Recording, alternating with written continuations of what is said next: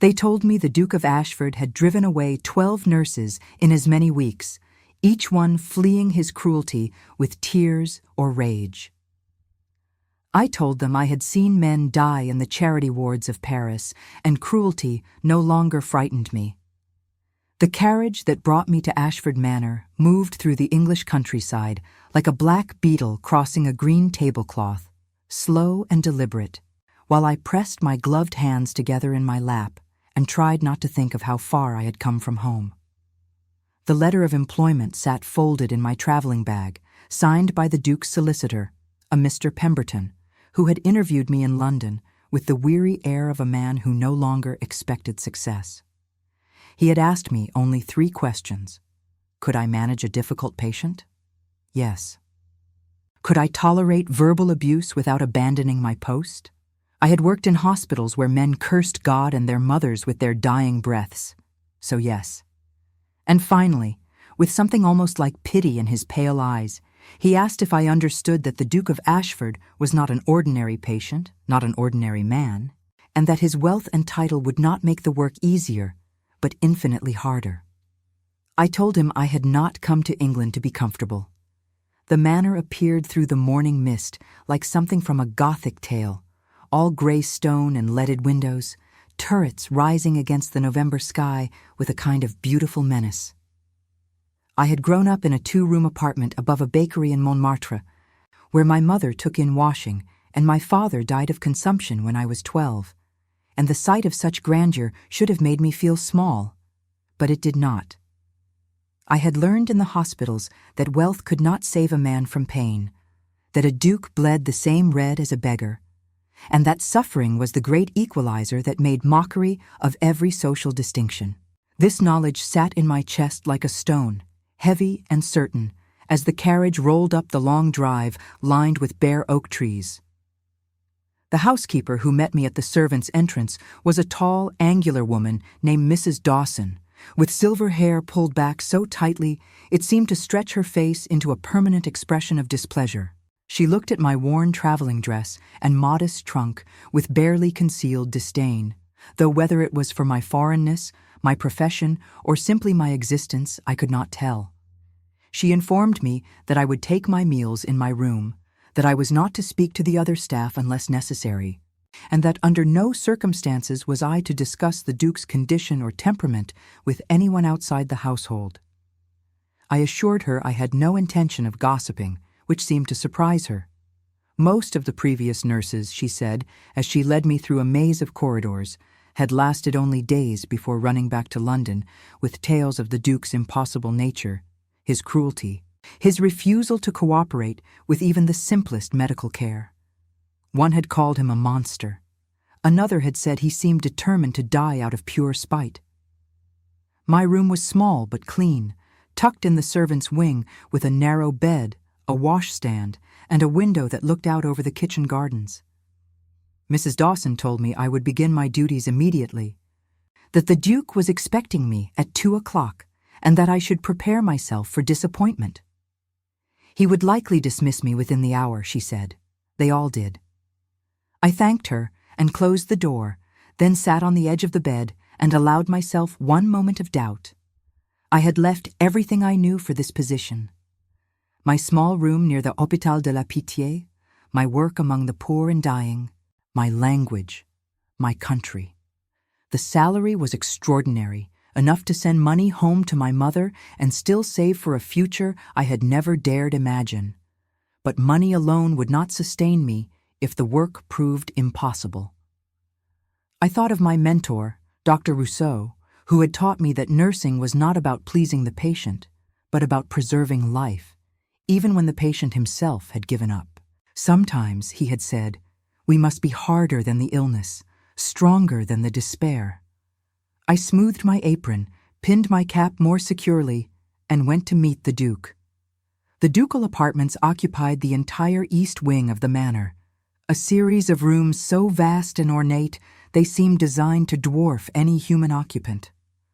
A footman led me through an anteroom hung with portraits of stern-faced ancestors, through a sitting room filled with furniture draped in Holland covers, and finally to the bedchamber itself.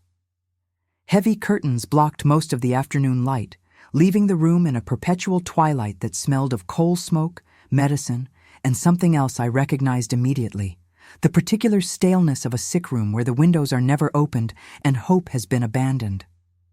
The Duke lay in an enormous four-poster bed, propped against pillows, his face turned toward the darkened windows. Even in the dimness, I could see he was younger than I had expected, perhaps 35, with dark hair and features that must have been handsome before illness and bitterness carved them into something harder. He did not turn when I entered. He did not acknowledge my presence at all. I stood at the foot of the bed and waited. In the hospitals, I had learned that silence often accomplished what words could not, that patients revealed themselves more truly in what they refused to say than in any complaint or plea. After a long moment, the Duke spoke without looking at me. His voice was cultured, cold, edged with contempt. "So they have sent me another one. Tell me, are you the pious type who will pray over me, or the cheerful type who will insist I look on the bright side of my condition?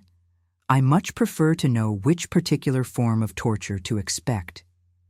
"I am neither, Your Grace," I said. "I am French, and we are not much given to false optimism." This, at least, made him turn his head. His eyes were gray, the color of winter seas, and they studied me with an intelligence that was both sharp and weary, as if he had seen through everyone and everything and found it all wanting. "French," he repeated. "How perfectly absurd. They cannot find an Englishwoman willing to tolerate me, so they import one from across the Channel. Tell me, do you speak English well enough to understand when I order you to leave?" "I speak it well enough to understand," I said, "but not well enough to obey without reason." Something flickered in his expression, too quick to name. Insolence already. "You are aware that I can have you dismissed before you have even unpacked your trunk?" "I am aware, Your Grace. But I am also aware that you have dismissed 12 nurses before me, and you are still here in this bed, in this darkness, refusing treatment. So perhaps the question is not whether you can dismiss me, but whether dismissing me will improve your situation in any way." The silence that followed was different from the first. It had weight and danger in it. The Duke's jaw tightened, and I saw his hands clench against the bedclothes. I had gone too far, I thought. I had been in this room less than 5 minutes, and I had already destroyed my position. But I had not lied, and I would not begin this work by pretending that his title gave him the right to destroy himself. If he wished to die, he would have to do it in spite of me, not because I was too timid to challenge him. "You think yourself very clever," he said softly, "very brave to speak to me so. Let me assure you, Miss Beaumont, that bravery is not what is required here. What is required is obedience, silence, and the good sense to do as you are told without question. Can you manage that? Or shall I save us both the trouble and send you back to whatever Parisian slum you crawled from?"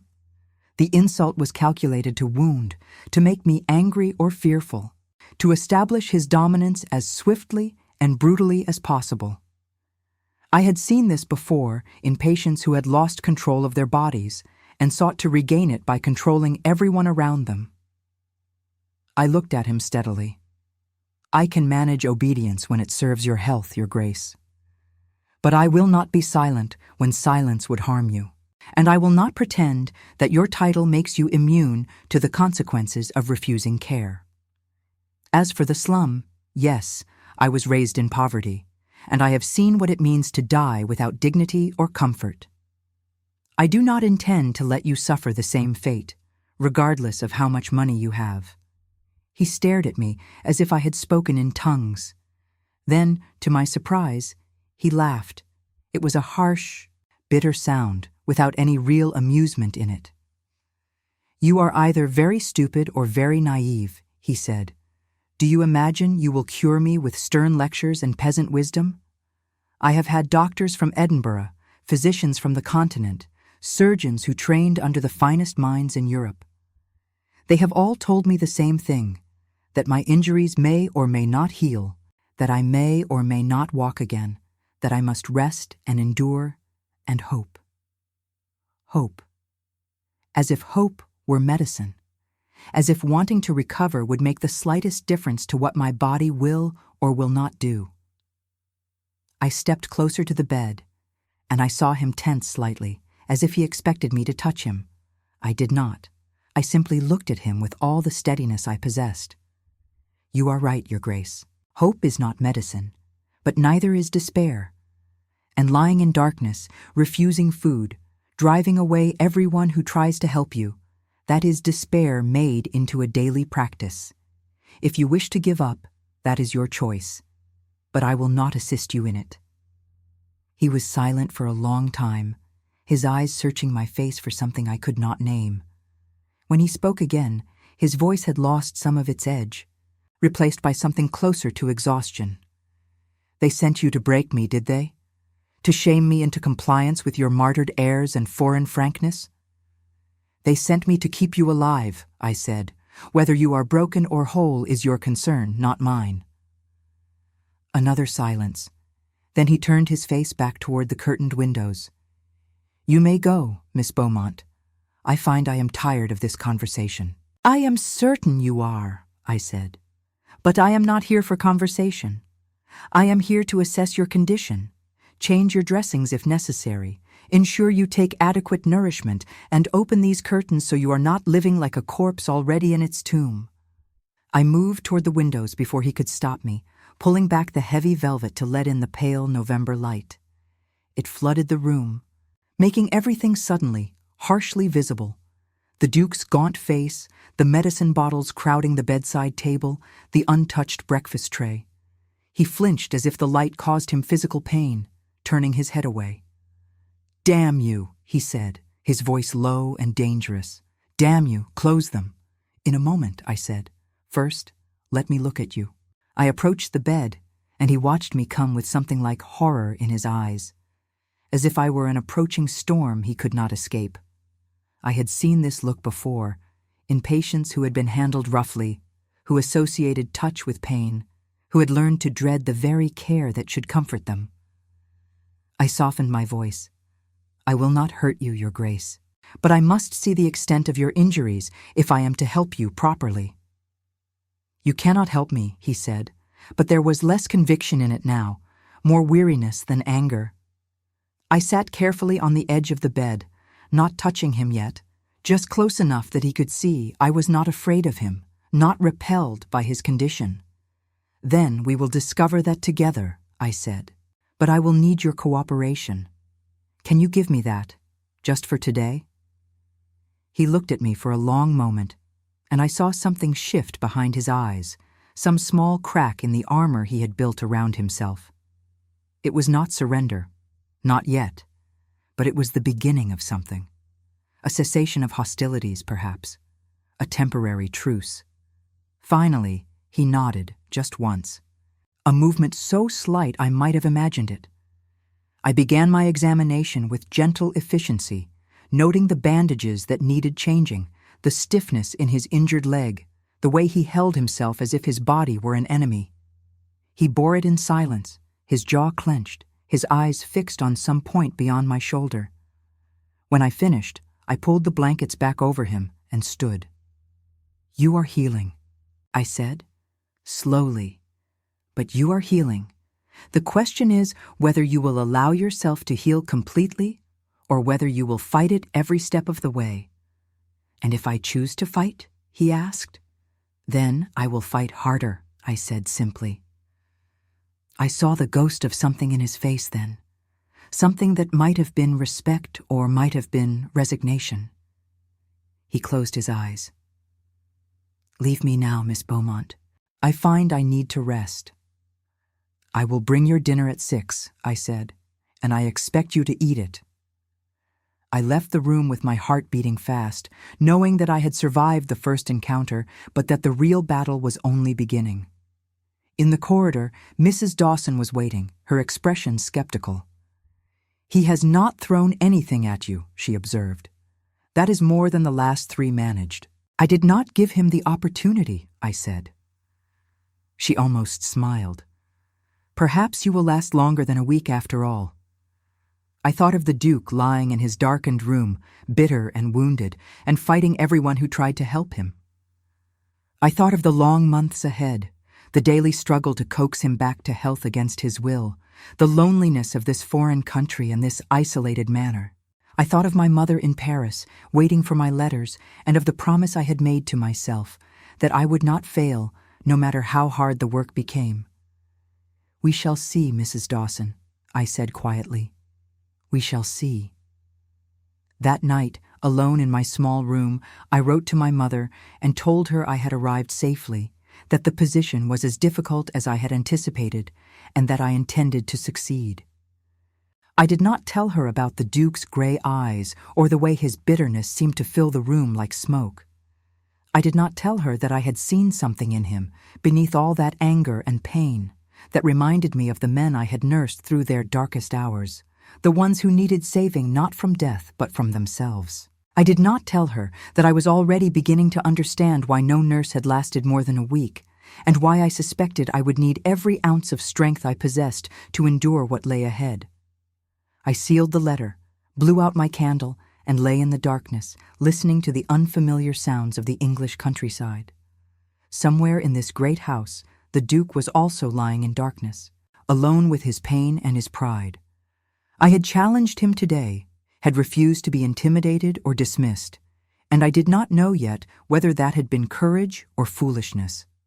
But I knew this: I would return to his room tomorrow, and the day after, and every day that followed, until he either recovered or sent me away by force. I had not come this far to be defeated by a man's bitterness, no matter how rich or titled he might be. The wind rattled the window frame, and I pulled my thin blanket closer, trying to find warmth in this cold country. Tomorrow would bring new battles, new tests of will and patience. But tonight, I had survived the first day, and that was enough. In the hospitals, I had learned that healing was not accomplished in grand gestures, but in small victories, day after day, until the impossible gradually became merely difficult, and the difficult finally became possible. I would remember that in the weeks to come, when the Duke's cruelty tested my resolve, when the loneliness of my position threatened to overwhelm me, when I began to doubt whether one French nurse could possibly make a difference in the life of England's richest, most stubborn, most wounded Duke. I closed my eyes and let sleep take me, knowing that tomorrow the real work would begin. The days fell into a rhythm as punishing as it was precise.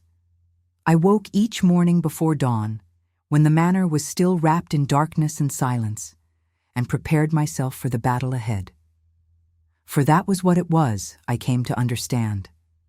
Not nursing in the traditional sense, but a daily war of attrition between the Duke's determination to suffer and my equally stubborn refusal to let him. He tested me in every way imaginable. Some mornings, I would arrive to find he had deliberately knocked over his water pitcher in the night, soaking the floor in his bedclothes, forcing me to change everything while he watched with cold satisfaction. Other times he would refuse to speak at all, turning his face to the wall and remaining silent for hours no matter what I said or did. He criticized my accent, my methods, my appearance. He called me impertinent, incompetent, beneath his notice. Once, when I tried to help him sit up for his meal, he pushed the tray away so violently that soup spilled across the bedclothes and my apron, and he looked at me with such hatred that a weaker woman might have fled the room in tears. I did not flee. I cleaned the mess without comment, brought him a fresh tray, and told him calmly that he would eat, or I would inform his physician that he was deliberately starving himself, which would result in forced feeding. He ate, glaring at me with every spoonful, but he ate. The other servants regarded me with a mixture of curiosity and pity. Mrs. Dawson had clearly expected me to last no longer than my predecessors, and when a week passed, then two, she began to treat me with something approaching respect, though she never quite lost her air of waiting for me to fail. The maids whispered about me in the corridors, wondering what sort of woman could tolerate His Grace's moods, whether I was extraordinarily patient or simply too stupid to recognize when I was being insulted. I heard them sometimes, their voices carrying through the thin walls, and I did not enlighten them. Let them think what they wished. I had not come here to make friends among the staff. What I had not anticipated was how the Duke's bitterness would begin to wear on me in ways that had nothing to do with pride or professional capability. In the hospitals, the patients had been grateful for care, even the difficult ones, even those who cursed or complained. They understood that we were trying to save them. But the Duke did not want to be saved. He wanted to be left alone with his pain, to nurse his wounds and his grievances in darkness, and my presence was an intolerable intrusion into the private hell he had constructed for himself. Sometimes, when I looked at him lying in that enormous bed, surrounded by luxury that meant nothing to him, I felt something close to despair. What was the point of all my training, all my skill, if the patient himself was my greatest obstacle? But then there were moments, small and fleeting, when I glimpsed something else beneath his armor. Like the afternoon in my 3rd week, when I was changing the dressing on his injured leg and he flinched at a particularly painful movement. I had paused, my hands gentle against his skin, and said quietly that I was sorry, that I knew it hurt, that I would be as quick as I could. He had looked at me then with something like confusion, as if kindness were a language he no longer understood. For just a moment, his expression had softened, the harsh lines around his mouth easing. Then the walls came back up and he turned away. But I had seen it. I had seen the man beneath the bitterness, and I knew he was still there, buried but not destroyed. It was Mrs. Dawson who finally told me the story, one evening when she came to my room to discuss the Duke's dietary requirements. She had brought tea, which was unusual, and she lingered after we had finished the practical matters, her hands folded in her lap, her expression troubled. I could see she was debating whether to speak, and I waited, knowing that whatever she had to say would not come easily. Finally she said, "You should understand why His Grace is as he is. It is not my place to share his private affairs, but you are with him every day, and you should know what made him this way." I poured us both more tea and settled into my chair, ready to listen. "He was to be married," Mrs. Dawson said, 3 years ago. To Lady Charlotte Pemberton, the daughter of the Earl of Hartfield. It was a brilliant match, exactly the sort of alliance the Duke's family had always made. She was beautiful, accomplished, perfectly bred for the role of Duchess. The wedding was planned for June, a grand affair at St. George's in Hanover Square. The whole of London was invited. I could imagine it. The elegant bride, the powerful groom, the society wedding that would be talked about for years. I sipped my tea and waited for her to continue. A month before the wedding, Mrs. Dawson said, her voice dropping lower, "Lady Charlotte eloped with the Duke's younger brother, Lord James Ashford. They fled to Scotland in the middle of the night and were married at Gretna Green before anyone could stop them." I set down my teacup very carefully. The betrayal was so complete, so devastating, that for a moment I could not speak. To be abandoned by one's fiancée was painful enough, but to lose her to one's own brother, to have that brother betray every bond of blood and loyalty, that was a wound that might never heal. "The scandal was enormous," Mrs. Dawson continued. "The Duke withdrew from society entirely. He broke off all contact with his brother, refused to see him or speak of him. And Lady Charlotte, well, she and Lord James live in Italy now, or so I have heard. They are not welcome in England. The Duke's father, the old Duke, died of apoplexy within the year. Some say it was the shame that killed him." "And the accident?" I asked quietly. "How did His Grace come to be injured?" Mrs. Dawson's face grew even more grim. 6 months ago, he was riding in a storm, riding too hard and too recklessly, as if he were trying to outrun something. His horse threw him, and he fell badly, injured his leg and his back. The doctors were not certain he would survive the first week. When he did survive, they said he might never walk again. And since then, well, you have seen him. He will not try. He will not fight to recover. It is as if he decided that day, lying broken in the mud, that he had had enough of living. I thought of the Duke's gray eyes, the bitterness that seemed to poison everything he touched, the way he pushed away everyone who tried to help him. I understood now. This was not simply a difficult patient. This was a man who had been broken twice over, first by betrayal and then by his own body, and who had decided that trust and hope were luxuries he could no longer afford. "Thank you for telling me," I said to Mrs. Dawson. "It helps me understand." She nodded and rose to leave, then paused at the door. "Miss Beaumont," she said, "I do not know if you can reach him. I do not know if anyone can. But if there is a chance, if there is anyone who might break through that terrible wall he has built around himself, I believe it might be you. You are not afraid of him, and that is something he has not encountered in a very long time." After she left, I sat alone in my room for a long time, thinking about what she had told me. I understood now why the Duke was so determined to remain in darkness, why he fought every attempt to help him, why he seemed to prefer suffering to recovery. He had been betrayed by the two people who should have been most loyal to him, and his body had betrayed him as well. Trust, for him, had become synonymous with pain. And I, a stranger from a foreign country, was asking him to trust me with his health, perhaps even his life. It was no wonder he resisted. But knowing the source of his bitterness did not make the work easier. If anything, it made it harder, because I could no longer tell myself that his cruelty was simply a character flaw, something impersonal that I could dismiss. Now I knew it was armor, and armor existed to protect something vulnerable beneath. The question was whether I could find a way through it without causing him more harm in the process. The next morning, I entered his room with the story still fresh in my mind, and I looked at him differently. He was sitting up in bed, a rare concession to mobility, reading a letter with a frown. He glanced at me when I entered, then returned his attention to the page. "You are staring. Miss Beaumont. Have I grown a second head overnight, or is this some new form of impertinence?" "I am not staring, Your Grace," I said, setting down my medical bag. "I am simply observing that you are upright today. That is progress." "Progress," he said bitterly, and tossed the letter aside. "Yes, I can sit up like a trained dog. Shall I perform tricks for you next? Perhaps roll over and beg." I began preparing his medications, measuring doses with careful precision.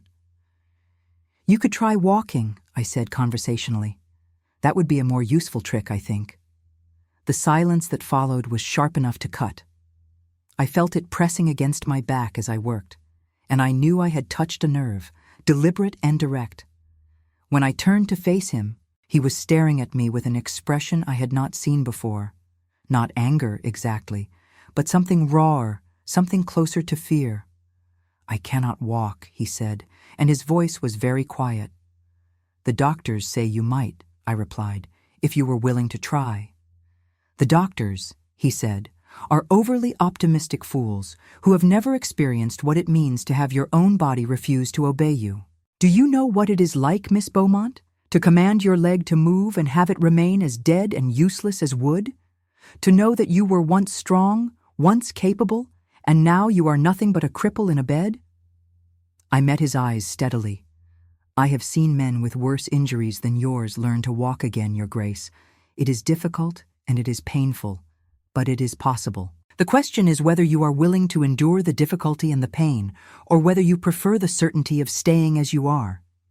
"The certainty," he said, his voice harsh, "is that I will humiliate myself trying and failing, collapsing like a marionette with cut strings, while you and the doctors look on with pity and false encouragement. I would rather die in this bed than give you that satisfaction." I felt a flash of anger then, hot and bright. I crossed to the bed and looked down at him. "You think this is about my satisfaction? You think I came all the way from Paris, left everything I knew, took this position that no one else would keep so that I could watch you fail? You flatter yourself, Your Grace. I do not care about your pride or your dignity. I care about whether you live or die, and right now you are choosing death by degrees and calling it dignity." He stared at me, his chest rising and falling rapidly, and I saw that I had shaken him. Good. Let him be shaken. Let him feel something besides bitterness and self-pity. Get out, he said, his voice low and dangerous. Get out of my room. I will not, I said. Not until you take your medication and eat your breakfast. After that, I will leave you to your misery for the rest of the morning, if that is what you wish. We faced each other across the bed, locked in a silent battle of wills. I could see the fury in his eyes, but I could also see something else now, something that looked almost like desperation. He wanted me to leave. Not because he hated me, but because I was forcing him to confront truths he had been avoiding for months. I was making him feel hope, and hope was the most dangerous thing he could feel, because hope could be lost again, and he did not think he could survive another loss. Finally, he looked away. Fine, he said. Give me the damned medication, but do not mistake compliance for surrender. Miss Beaumont, I am not your triumph waiting to happen. I prepared the medications and handed them to him, watching as he swallowed them with visible resentment. Then I brought the breakfast tray and set it across his lap. He picked at the food without appetite, but he ate, and I counted it as a victory, small but real. As I was preparing to leave, he spoke again, his voice oddly subdued. Why do you persist with me? You could find easier work, easier patience. Why do you stay when I make it clear every day that I neither want nor appreciate your efforts? I paused at the door and looked back at him. Because someone must, I said simply, and because I have seen men recover from worse than this, when they had someone who refused to give up on them. I am that someone for you. Your Grace, whether you like it or not. I left before he could respond, my heart beating fast. The conversation had cost me something, had required a hardness I did not particularly enjoy. But I thought perhaps it had cost him something too. Perhaps it had forced him to see that his self-imposed isolation was not strength but cowardice, that refusing to try was not dignity but defeat. That afternoon, I was in the conservatory collecting some herbs I used for his poultices when I heard voices in the corridor outside. I recognized Mrs. Dawson's tone, and another voice I did not know, male and cultured. I moved closer to the door, not quite eavesdropping, but not quite ignoring them either. Has he shown any improvement at all, Mrs. Dawson? The male voice asked. The French nurse has been here nearly 3 weeks, Mrs. Dawson replied. That alone is improvement. She has managed to keep him eating regularly, and she has gotten him to sit up more often. But as for walking, no. He refuses even to discuss it. There was a long pause. I fear, Mrs. Dawson, that if he does not attempt movement soon, the muscles will atrophy beyond repair. The longer he waits, the more difficult recovery becomes. You must impress this upon Miss Beaumont. Time is not on his side. I will tell her, Mrs. Dawson said quietly. I stepped back from the door, my mind racing. I had known the Duke needed to begin physical therapy, but I had not realized how urgent it was, how narrow the window of opportunity. If I could not convince him to try soon, it might become truly impossible, and then all my efforts would be for nothing. He would remain in that bed, bitter and broken, until age or infection or despair finished what the accident had started. That evening, I returned to his room with a new determination. He looked up when I entered, his expression wary, as if he sensed something different in me. I approached the bed and stood there for a moment, gathering my thoughts. Your Grace, I said, I need to speak with you about your treatment. More lectures, he said wearily. More speeches about my duty to try, my obligation to recover. Spare me, Miss Beaumont. I have heard it all before. This is not a lecture, I said. This is a fact. If you do not begin attempting to walk soon, within weeks rather than months, you may lose the ability to do so permanently. The muscles in your leg are already weakening.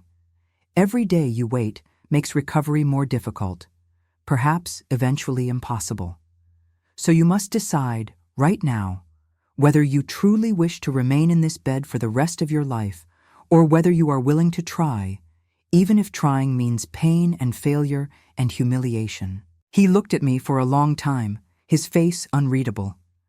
"I would need help," he said finally. "I would need someone to support me, to keep me from falling. I would need someone to see me at my weakest." "Yes," I said.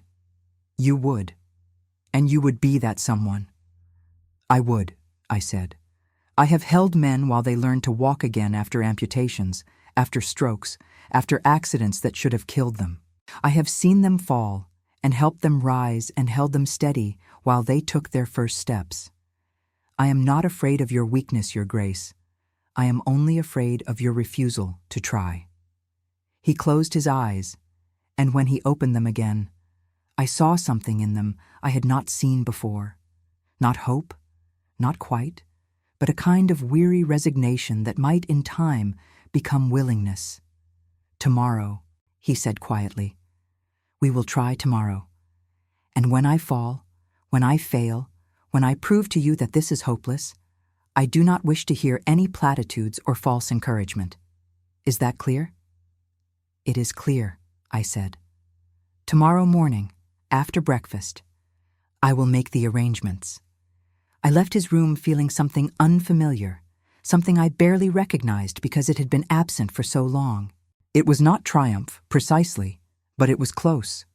I had broken through, or at least made a crack in his armor, and tomorrow would tell whether that crack could widen into something like healing. I did not allow myself to think about what would happen if he tried and failed, if his body truly would not obey him, if this last hope proved as fragile as all the others. I could only move forward, one day at a time, one small victory after another, until either he recovered or we both admitted defeat. That night, I wrote to my mother again, and this time I told her a little more truth. I told her the work was harder than I had expected, but also more important. I told her I had a patient who was fighting me every step of the way, but who might, perhaps, be starting to fight for himself instead. I told her I was lonely and tired, and sometimes wondered whether I had made a terrible mistake coming here. But I also told her I intended to see it through, whatever the cost, because walking away now would mean abandoning not just a position, but a man who needed help whether he knew it or not. I sealed the letter and lay in my narrow bed, listening to the wind in the eaves. Tomorrow would bring new challenges, new tests. Tomorrow, the Duke would either take his first steps toward recovery or discover that the damage was too great to overcome. And I would be there, holding him steady or catching him when he fell, because that was what I had promised, and I did not break my promises, not even to men who insulted me and fought me and made me doubt everything I thought I knew about healing. The manor settled into silence around me, and somewhere in his distant wing, the Duke was also lying awake, I thought, steeling himself for what tomorrow would bring. We were both afraid, in our different ways, but fear was not the enemy. Giving up was the enemy. And neither of us, it seemed, was ready to surrender just yet. I did not sleep well that night. Every time I closed my eyes, I saw the Duke falling, collapsing, his face twisted with pain and humiliation as I tried and failed to support him. I saw myself inadequate to the task, too weak or too inexperienced to help him properly.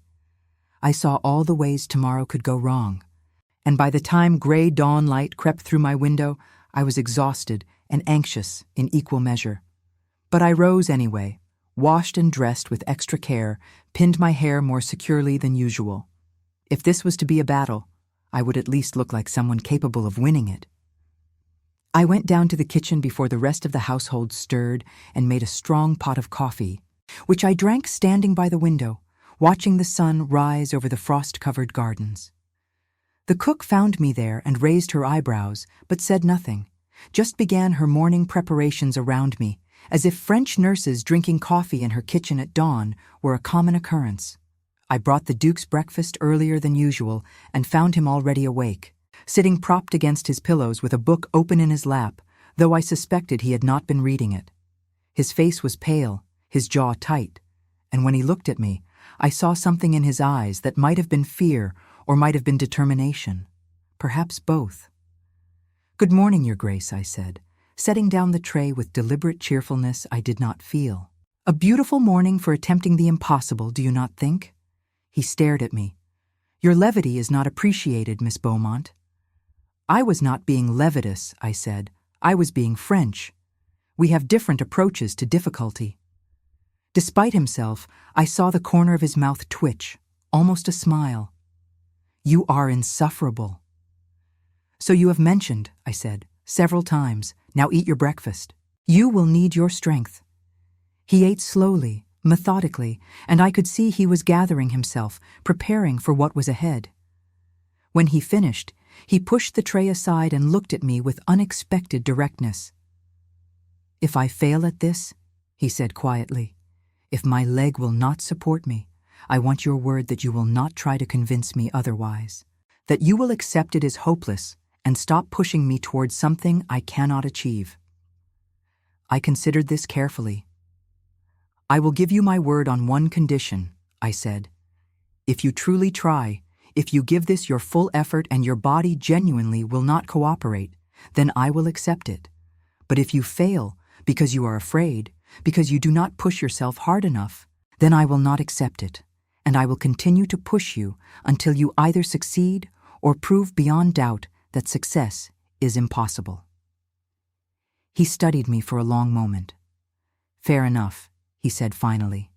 "Then let us begin before I lose what little courage I have managed to scrape together." I had arranged for a footman to help me move some furniture, creating a clear path from the bed to the window, with a sturdy chair positioned halfway as a resting point. The Duke watched these preparations with an expression that grew increasingly tense. When everything was ready, I dismissed the footman and turned to face my patient. "I will need to help you to the edge of the bed first," I said. "Then we will get you standing. I will support you on your injured side. If you feel yourself falling, do not try to catch yourself. Just lean into me. I am stronger than I look." He let out a breath that might have been a laugh. "I do not doubt that, Miss Beaumont." I approached the bed and he reached out, his hand gripping my shoulder with surprising strength. Together, slowly, we maneuvered him to the edge of the mattress, his legs hanging over the side. He was breathing hard already, and we had not even begun the difficult part. I could see sweat beading on his forehead despite the cool morning air. "Ready?" I asked. "No," he said, "but proceed anyway." I positioned myself beside him, my arm around his back, my other hand gripping his arm. "On 3, I said. 1, 2, 3. We rose together, or rather I rose and pulled him with me, taking as much of his weight as I could. For a moment, he was upright, standing on trembling legs, his good leg bearing most of the burden while his injured one struggled to remember its purpose. His face was white, his breath coming in short gasps, and his fingers dug into my shoulder hard enough to bruise. But he was standing.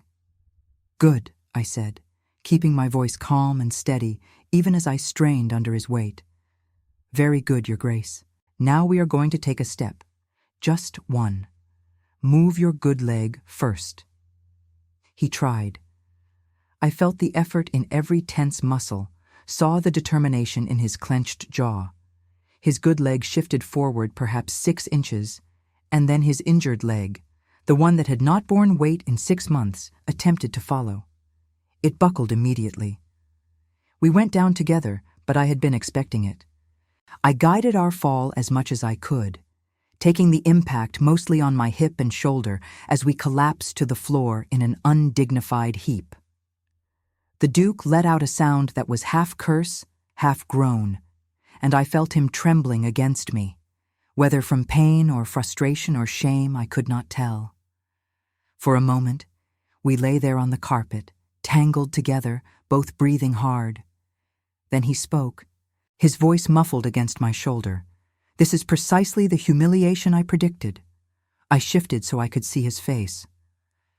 "We are going to try again," I said. He stared at me as if I had lost my mind. I just fell. I could not even manage one step. "You managed to stand," I said. "That is more than you have done in 6 months. Now we are going to get you back to the bed, let you rest for a few minutes, and then we are going to try again. And again. And as many times as necessary until your leg remembers what it is supposed to do. Something flickered in his eyes, something I had not seen before. It might have been hope, or it might have been the beginning of trust. "I am too heavy for you," he said. "You cannot keep catching me every time I fall." "Then you will have to learn not to fall," I said. It took considerable effort to get him back to the bed, and by the time we managed it, we were both exhausted. I left him to rest while I went to my room and changed my uniform, which was rumpled and grass-stained from our fall. When I returned, he was lying with his eyes closed, his face drawn with pain. I prepared a dose of laudanum, but he waved it away. "No," he said. "If we are going to do this again, I need to feel what my leg is doing. The medicine will dull everything. It will also make the pain bearable," I said. "The pain is bearable," he said, opening his eyes to look at me. "What is less bearable is the idea of lying in this bed for the rest of my life. So no laudanum, not today." I nodded and set the medicine aside. We rested for perhaps 20 minutes, during which neither of us spoke. I could see he was gathering himself again, preparing for another attempt. Finally, he said, "All right, let us try once more." This time, when we got him standing, he was steadier. He leaned heavily on me, but his good leg was more confident, and his injured leg, though weak, did not immediately collapse. We stood there for a long moment, just breathing together, finding our balance. "One step," I said quietly. "That is all we need today. One real step." His jaw clenched with determination. Together, we moved. His good leg forward, then the injured one dragging behind it, taking just a fraction of his weight but moving nonetheless. It was not graceful, it was barely controlled, but it was a step. "Again," I said, before he could think too much about it. We took another step, and another. 3 steps total before his strength gave out, and I had to half carry, half guide him to the chair I had positioned nearby. He collapsed into it, his chest heaving, his face pale, but his eyes bright with something that looked almost like triumph. 3 steps, he said, as if he could not quite believe it. 3 steps, I confirmed. Tomorrow we will try for 4. He looked up at me, and I saw his expression shift into something I had not expected. Gratitude, perhaps, or wonder. "You truly believe I can do this," he said. "It is not just encouragement or professional optimism. You genuinely believe it." "I do," I said simply. "Because I have seen it before, and because you are stronger than you think you are." We sat in silence for a few minutes while he caught his breath, and I found myself noticing details about him I had been too busy to observe before. The way his dark hair fell across his forehead when he was not carefully controlling his appearance. The small scar on his left hand, faint and old. The intelligence in his eyes when they were not clouded by bitterness. He was, I realized with some surprise, a handsome man, or would be if health and happiness ever returned to him. "I need to get you back to the bed," I said, standing abruptly, unsettled by my own thoughts. The journey back was easier than the journey out, and once he was settled against the pillows, I could see the exhaustion settling over him like a blanket. "Sleep," I said. "You have earned it." He caught my hand as I turned to go, his grip light but deliberate. "Miss Beaumont," he said, and then paused, as if searching for words. "Thank you for not giving up on me, for believing what I could not believe about myself." I looked down at our joined hands, at his long fingers wrapped around mine, and felt something shift in my chest, something warm and dangerous that I immediately tried to suppress. "It is my job, Your Grace," I said, gently pulling my hand free. "Rest now. I will check on you this afternoon." I left quickly, before he could see the confusion in my face, before I had to examine too closely what I was feeling. In the hallway, I leaned against the wall and took a deep breath. This was dangerous territory. I had been taught in the hospitals never to become personally involved with patients, never to let professional care shade into something more complicated. And yet, I could not deny that something had changed between us today. In those moments when he had trusted me with his weight, when we had moved together toward a goal that had seemed impossible. I had felt his vulnerability, his courage, his desperate hope that he might be more than the broken man he had become. And I had responded to it in a way that went beyond mere nursing. I shook my head sharply, pushing the thoughts away. I was tired, that was all. Tired and overwrought from the strain of the morning. Tomorrow, I would be more careful. Tomorrow, I would remember my place and maintain the proper distance between nurse and patient. Tomorrow, I would not notice the way his eyes softened when he looked at me or the warmth of his hand in mine. But that afternoon, when I returned to check on him, I found him awake and looking out the window at the winter gardens. The curtains were open, letting in the pale afternoon light, and he had positioned himself so he could see outside. I had not even asked him to open the curtains today. He had done it himself. "The gardens are quite beautiful in winter," he said, without turning around. I had forgotten. I have been living in darkness so long, I forgot what the world looked like. I approached quietly and stood beside him, looking out at the frost-covered lawns, the bare trees, the distant hills. "It is beautiful," I agreed, "though I confess I still find English winters colder than French ones." "That is because you have not yet learned to appreciate their particular charms," he said.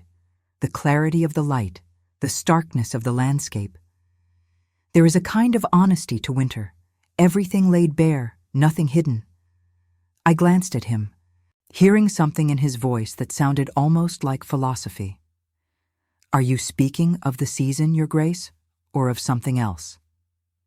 He turned to look at me, and for once there was no mockery in his expression, no defensive bitterness. "Perhaps both," he said. "I have been hiding in this room, in my anger, for so long that I had forgotten what it meant to let anyone see me as I truly am. Weak, afraid, uncertain.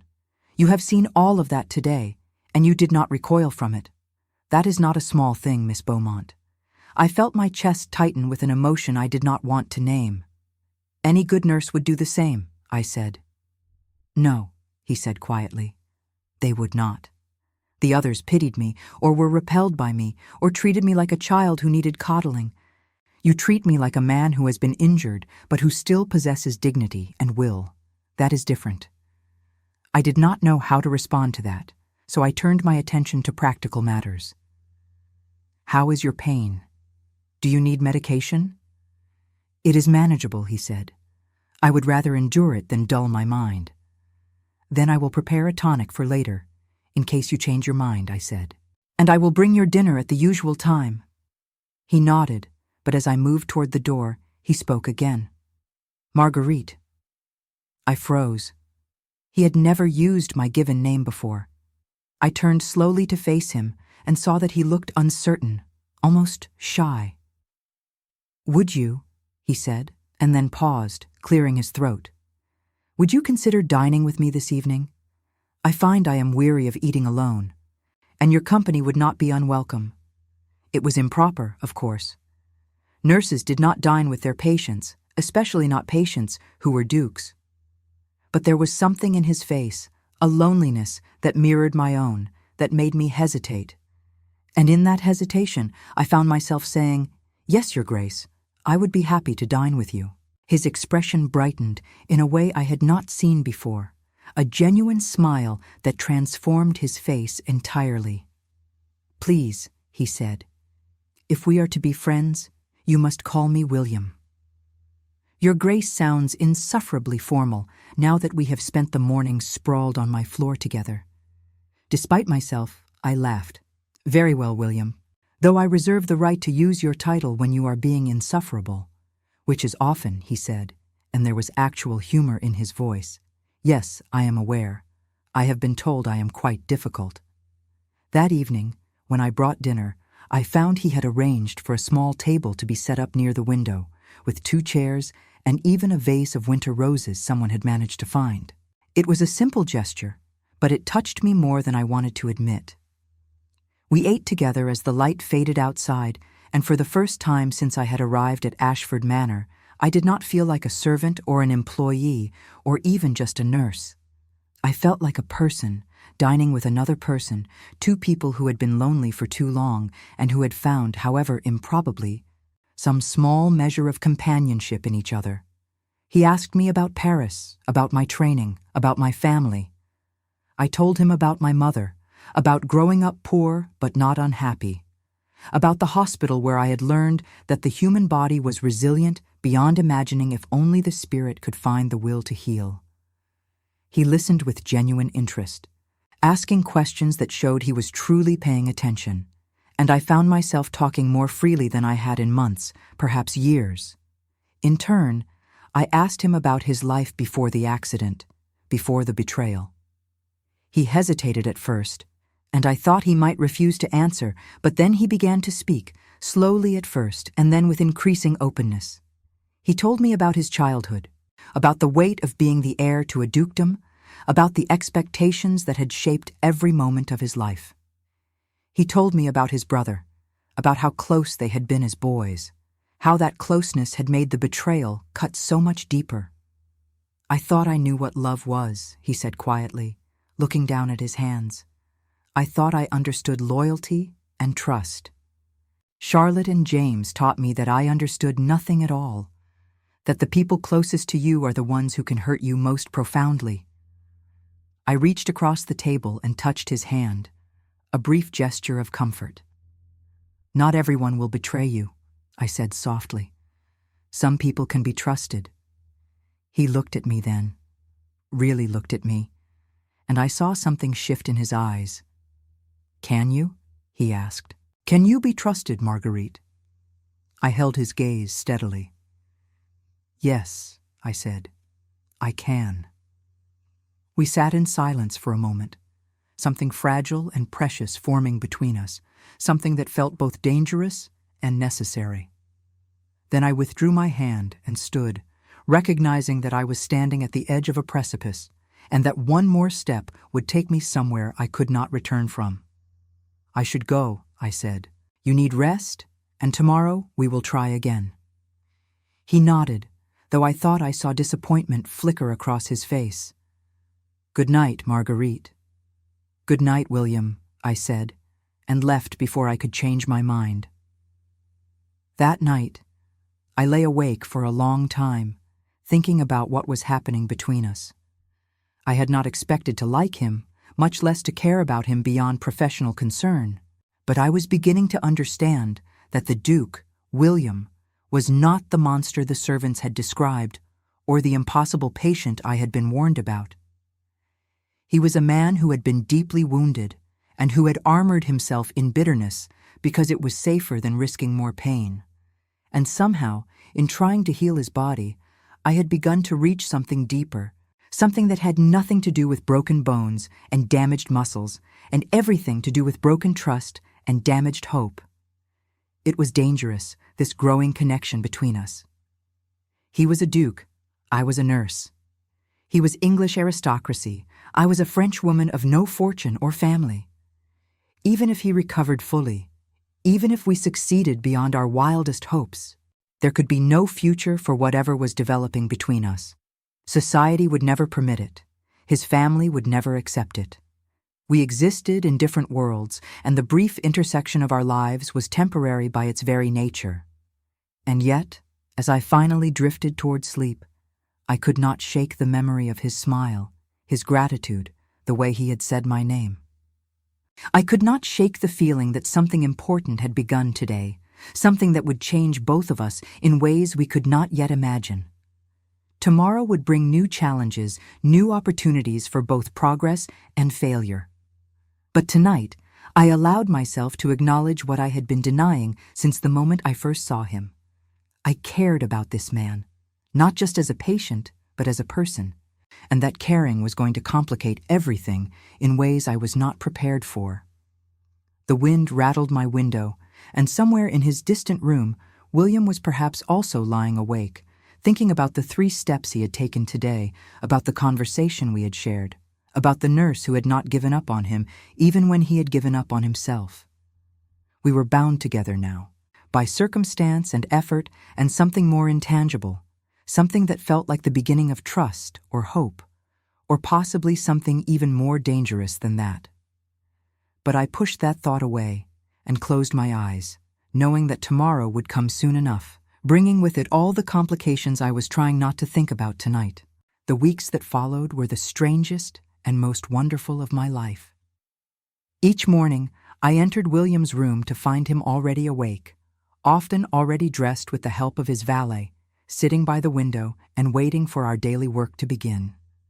The bitter, cruel man who had greeted me on my first day had not disappeared entirely. He still had moments of frustration and anger when his body refused to cooperate, but increasingly, I saw glimpses of someone different beneath.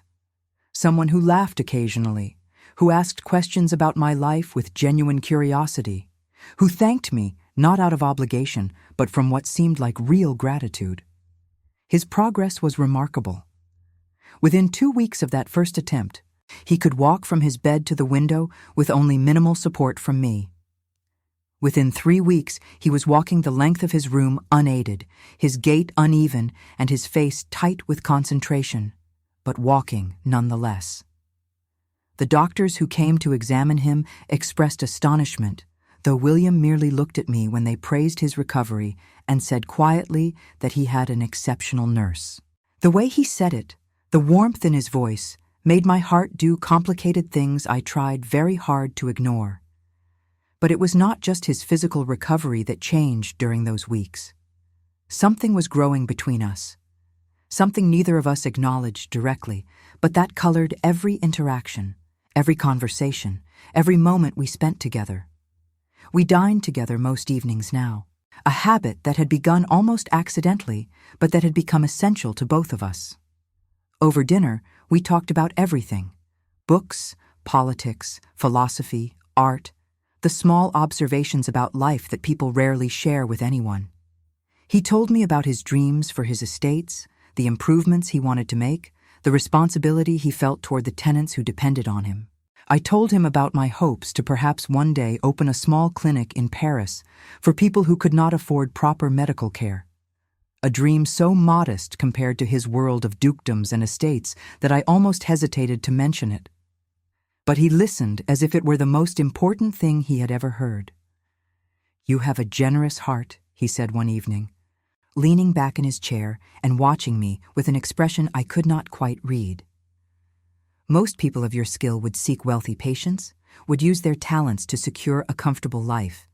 But you speak of returning to poverty, to helping those who cannot pay you. Why?" I thought about this for a moment, trying to put into words something I had always simply known. "Because I have been poor," I said finally. "I have seen what it means to need help and not be able to afford it. To watch someone you love suffer because a doctor's fee is beyond your reach. If I have a skill that can ease that suffering, how can I use it only for those who can pay? What good is knowledge if it is hoarded rather than shared?" He was quiet for a long time after that, his eyes never leaving my face. "You shame me," he said softly. "I have spent my life among people who measure worth by title and fortune, who believe that privilege is a right rather than a responsibility. And here you are, with nothing by their standards, and yet you possess more true nobility than anyone I have ever known." I felt heat rise to my cheeks. "You speak too highly of me, William. I am simply doing what seems right." "No," he said, leaning forward.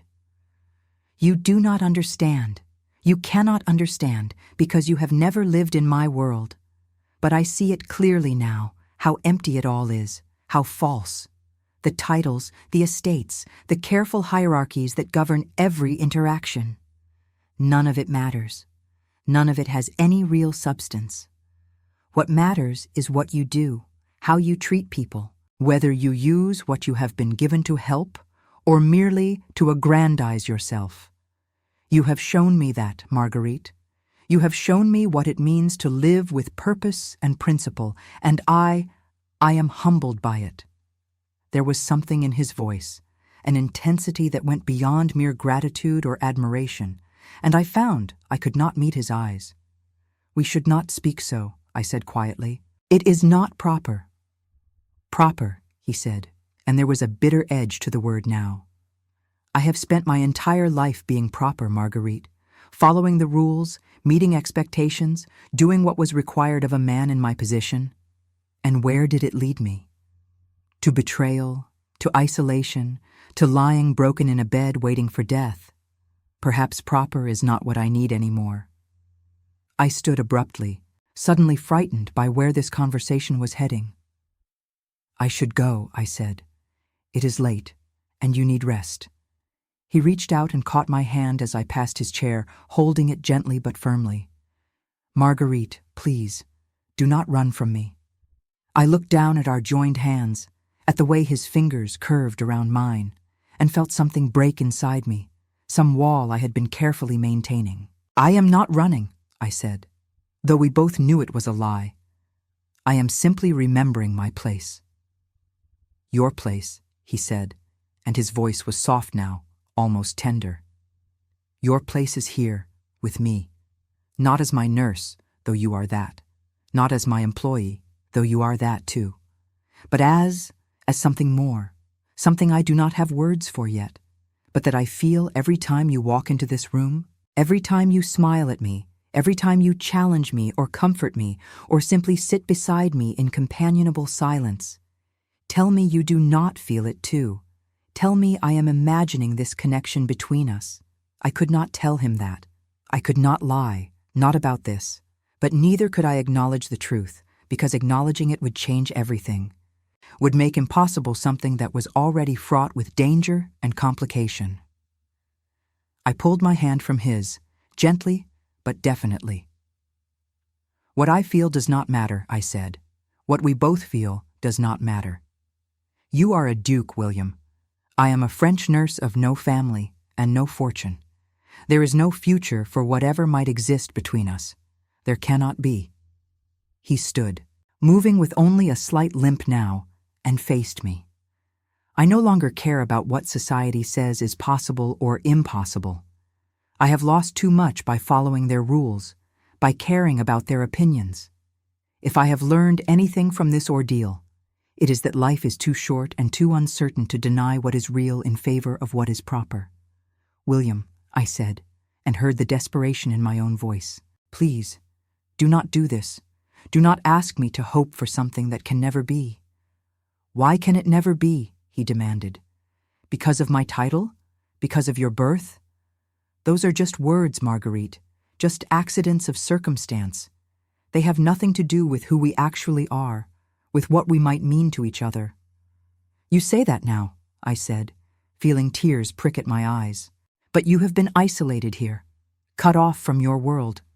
When you recover fully, when you return to society, you will remember who you are and what is expected of you. You will remember that a duke does not marry his nurse, no matter what he might have felt for her during his convalescence. The word marry seemed to hang in the air between us, shocking in its directness. William stared at me, his expression a mixture of surprise and something else, something that looked almost like joy. Is that what you think I am speaking of? Some passing fancy, some temporary gratitude that will fade when I no longer need your care? I do not know what you are speaking of, I said, backing toward the door. I only know that this conversation is dangerous for both of us, and that I will not allow myself to imagine a future that society will never permit. I left before he could respond, fleeing to my room like a coward, and spent the night pacing and weeping and cursing myself for letting things go so far. I should have maintained more distance, should have recognized sooner where this was heading and put a stop to it. But the truth was, I had not wanted to stop it. I had wanted exactly what was happening, had wanted to believe that somehow, impossibly, this man and I might bridge the vast gulf between our worlds. And that wanting, that foolish, dangerous wanting, was going to destroy me. The next morning, I almost did not go to his room. I stood outside his door for a full minute, gathering my courage, wondering if I should simply send word that I was ill, that someone else would attend to him today. But that was cowardice, and I was not a coward. So I knocked and entered and found him standing by the window, fully dressed, his back to me. "Good morning," I said, my voice carefully professional. "How are you feeling today?" He turned, and I saw immediately that he had not slept well either. His face was drawn, his eyes shadowed with fatigue, and something else, something that looked like sadness. "I am well," he said quietly. "The leg is stronger every day. I think I may be able to walk to the gardens soon, if you think it advisable." "I think it would be excellent for your recovery," I said, keeping my tone neutral, clinical.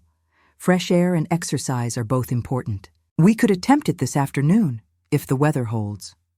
"Marguerite," he said, and I heard the plea in his voice. "Can we not speak of last night?" "There is nothing to speak of," I said, moving to the table where I kept his medications, busying myself with preparations so I would not have to look at him. "You were tired. Perhaps you spoke more freely than you intended. We will forget it and move forward with your treatment." "I cannot forget it," he said. "I will not. And I do not believe you can either." "William, please," I said. And now I did look at him, letting him see the pain in my face. "Please, do not make this harder than it already is. I am asking you, as your nurse and as someone who cares for your well-being, to let this go, to allow us both to return to what we were before." "We can never return to what we were before," he said softly. "You know that as well as I do. Something has changed between us, something real and true, and pretending otherwise will not make it disappear." "Then we must learn to live with it," I said, my voice breaking slightly. "We must learn to feel what we feel, without acting on it, without speaking of it, without allowing it to destroy the careful balance we have maintained. Because if we do not, if we let this continue, it will end badly for both of us, but especially for me. You will return to your life, your society, your obligations. But I will be left with nothing, my reputation ruined, my position lost, unable to work or to return home with any dignity. Is that what you want for me? Is that what your regard means?" He looked stricken, as if this thought had not occurred to him. "No," he said, "of course not. I would protect you, Marguerite. I would make certain you were cared for, that you wanted for nothing." "As what?" I asked, and heard the bitterness in my own voice. "As your pensioner? As the woman you once felt something for, paid off and set aside when the feeling passed? No, William, I will not be that. I would rather have nothing than accept such an arrangement." "That is not what I meant," he said desperately. "You are twisting my words." "Then tell me plainly what you meant," I said. "Tell me what future you imagine for us, beyond this room, beyond this period of recovery, because I cannot see one, and until you can show me something real, something possible, I must ask you to stop speaking of feelings and connections and all the things that make me hope for something I know I cannot have." The silence that followed was terrible. I watched him struggle, saw him trying to find words that would make sense of what we both felt, that would bridge the impossible distance between his world and mine. But there were no such words, and we both knew it. Finally, he shook his head, his expression defeated. "You are right," he said quietly. "I have been selfish, speaking to you of things I have no right to speak of, asking you to consider possibilities that are not truly possible. Forgive me, Marguerite. I will not burden you with my feelings again. It was what I had asked for, what I had demanded. So why did it feel like a door closing, like something precious and irretrievable being lost?" I nodded, not trusting myself to speak, and returned to my preparations. We went through the rest of the morning in near silence, he cooperating with all my instructions. I performing my duties with mechanical precision. It was professional, appropriate, exactly what should have been happening all along, and it felt like death. That afternoon, we walked to the gardens as I had suggested. It was a cold December day, the sky heavy with clouds, but William moved steadily down the stairs and through the corridors with only a walking stick for support, his progress a testament to how far he had come. The household staff stopped their work to watch as we passed, and I saw the astonishment on their faces, the whispered conversations that followed in our wake. The Duke was walking. The impossible had happened. In the gardens, we moved slowly along the gravel paths, past the bare rose beds and dormant flower gardens, the skeletal trees reaching up toward the gray sky. William breathed deeply, his face tilted toward the cold air, and I saw some of the tension ease from his shoulders. This was good for him, I thought. Being out of that room, away from the sickbed that had become both prison and refuge. He needed this, needed to remember that there was a world beyond his illness, beyond his pain, beyond even his feelings for me. We had been walking for perhaps 20 minutes when we encountered a figure coming toward us on the path. A woman, elegantly dressed in traveling clothes, her face hidden by a fashionable bonnet. As she drew closer, I saw William stiffen, his hand tightening on his walking stick until his knuckles went white. "Charlotte," he said, and his voice was cold enough to freeze the air between us. The woman, Lady Charlotte, stopped a few feet away and pushed back her veil. She was beautiful, there was no denying that, with pale blonde hair and delicate features, the kind of beauty that belonged on porcelain dolls. But there was something hard in her eyes, something calculating that I instinctively distrusted. "William," she said, and her voice was soft, cultured, exactly what one would expect from an earl's daughter. "I heard you were recovering. I had to come, had to see for myself." "You should not have come," William said flatly. "You are not welcome here." She flinched as if he had struck her, though I suspected the pain was performed rather than genuine. "Please," she said. "I know I have no right to your forgiveness, no right to even speak to you after what I did. But I had to try. I had to tell you that I have regretted my actions every day since that terrible night. That leaving you for James was the worst mistake of my life." I stood very still, suddenly understanding that I was witnessing something intensely private, something I had no business being part of. But William did not dismiss me, did not even seem to remember I was there. His entire focus was on the woman before him, the woman who had destroyed him. "Where is my brother?" he asked, his voice dangerously quiet. Charlotte looked down at her gloved hands. "We have separated. James, he proved not to be the man I thought he was." The romance of our elopement faded quickly, and what was left, well, I have been living in London for the past 6 months. Alone. "I see," William said. "And so you decided to return here, to see if perhaps you could reclaim what you threw away. Is that it, Charlotte? Are you hoping that I am foolish enough to take you back?" She looked up at him, and I saw tears in her eyes. Real tears this time, I thought, or else she was a better actress than I had credited. "I am hoping that you might find it in your heart to forgive me," she said. "I do not expect more than that. I do not deserve more than that. But William, we were going to be married. We had plans, a life we were going to build together. Surely some part of you still remembers what we had, still feels something for what we were to each other." "What we were to each other," William said, his voice shaking now with barely controlled fury, "was a lie. Everything about you was a lie. Your devotion, your promises, your supposed love. All of it false, all of it performed so convincingly that I believed it, that I trusted you. Do you have any idea what that betrayal did to me? What it cost me?" "I know," she whispered. "I know, and I am so deeply sorry." "Sorry," William repeated and laughed. A harsh sound without humor. "Sorry is what you say when you break a vase, Charlotte, when you arrive late to an engagement, when you commit some small social error. Sorry does not begin to address what you did. You destroyed me. You and James together, You took everything I believed about love and loyalty and ground it into dust. And now you come here. You dare to come here and ask for forgiveness? I could see Charlotte was crying openly now, her careful composure crumbling. I was young, she said. I was foolish. I let myself be swept up in something that seemed romantic and exciting, and I did not think about the consequences, about who I was hurting. But I have paid for it, William. I have lost everything, too. My reputation, my place in society, my family's respect. And I have lost you, which is the worst punishment of all.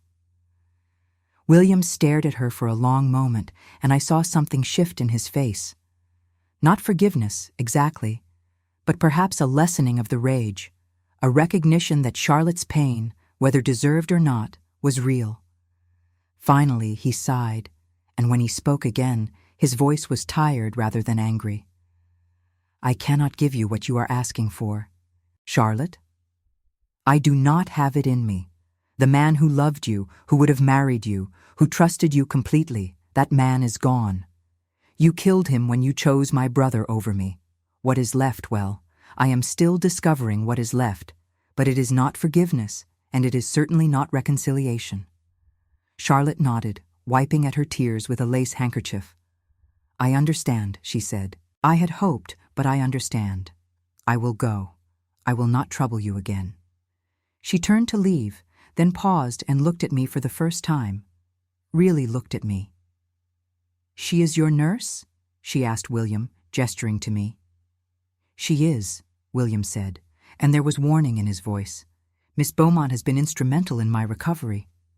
Charlotte's eyes moved over me, taking in my plain dress, my modest appearance, and something flickered in her expression. Something that looked almost like understanding, or perhaps recognition.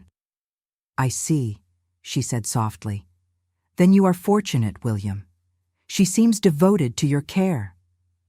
There was an implication in those words, something beneath the surface that made my cheeks burn.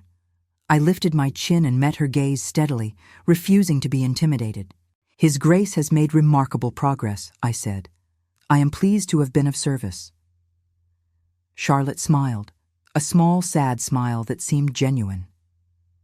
I am certain you have been, she said. Good day to you both. We watched her walk away, her figure gradually disappearing down the long garden path. When she was gone, William let out a breath that seemed to come from somewhere deep inside him. I had thought, he said quietly, that seeing her again would destroy me, that all the old feelings would come rushing back and I would be lost in them. But I felt nothing, Marguerite. Or not nothing, but not what I expected.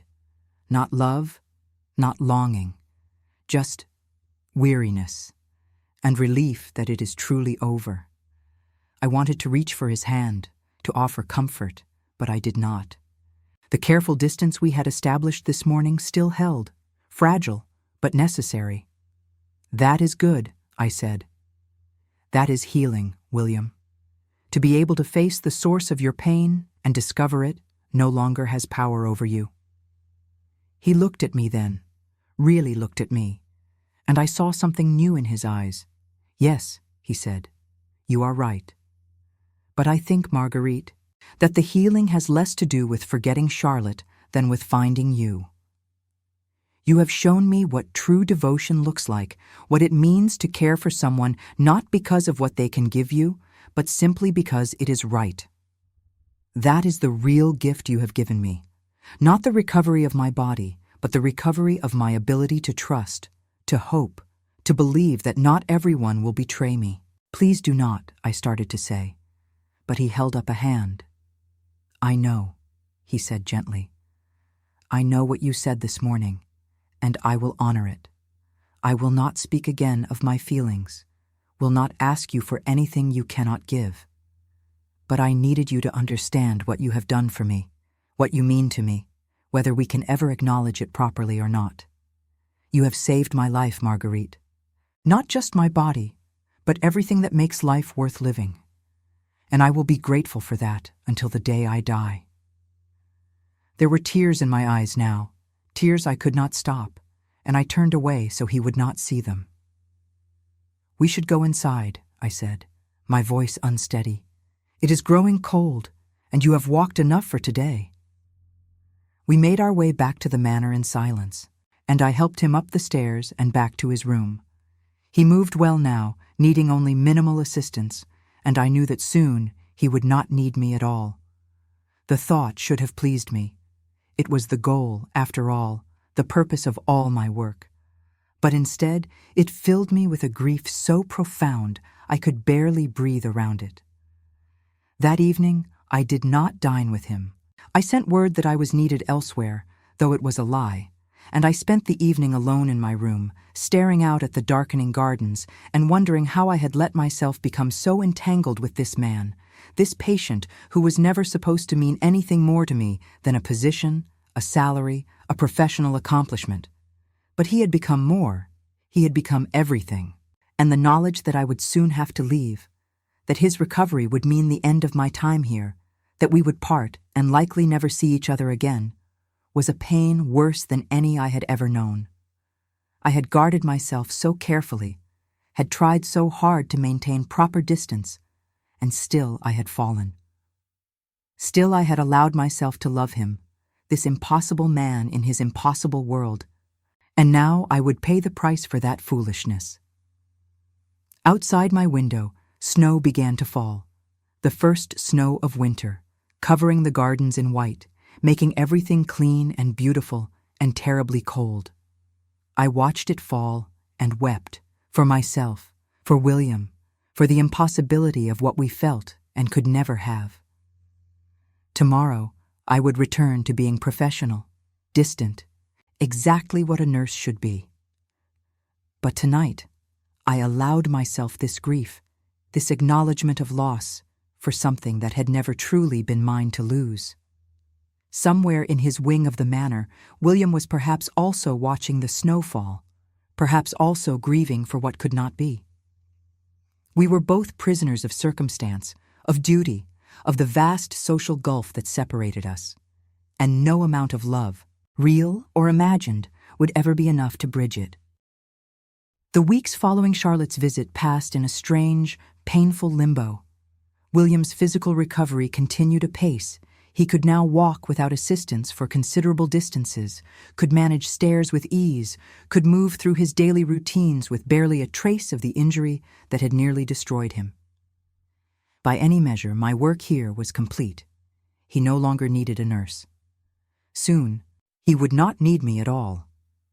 We maintained the careful distance we had established after our confrontation, speaking only of practical matters, avoiding any topic that might lead us back into dangerous territory. It was agony, this formal politeness between us, this pretense that nothing had changed when everything had changed. I could see it in his eyes sometimes, when he thought I was not looking, a longing that matched my own. But neither of us spoke of it. We had said all there was to say, and repeating it would only deepen the wound. Mrs. Dawson approached me one morning in early January, her expression carefully neutral.